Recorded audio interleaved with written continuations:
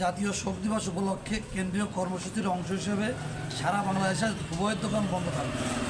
এটা বাংলাদেশ পুস্তক প্রকাশক ও বিক্রয় সমিতির কেন্দ্র কমিটির চিঠি মোতাবেক আমাদের নড়াইল জেলার সমস্ত বইয়ের দোকান বন্ধ। আমি এবং আমার কোষাধ্যক্ষ মহোদয়, আমার প্রিয় স্যার ইব্রাহিম মল্লিক, বুক সোসাইটির মালিক, আমরা এগুলো তদারকি করছি এবং আপনারা দেখবেন স্ক্রিনে নড়াইল জেলার সমস্ত বইয়ের দোকানই বন্ধ এবং আমরা সবাই ভালোবাসা সহযোগিতা কামনা করছি। পুস্তক প্রকাশক ও বিক্রেতা সমিতির নড়াইল জেলার সম্মানিত সভাপতি মহোদয় বাবু সুব্রত ঘোষ। বাবু কেমন আছেন আপনি? ভালো আছি। দোকান সব বন্ধ।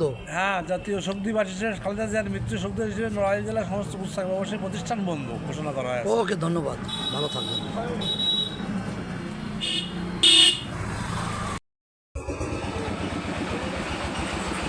জাতীয় শোক দিবস হিসাবে কেন্দ্রীয় কর্মসূচির আওতায় বাংলাদেশের সমস্ত বইয়ের দোকান বন্ধ। তারই ধারাবাহিকতায় আপনারা দেখছেন নড়াইল জেলার সমস্ত বইয়ের দোকান বন্ধ।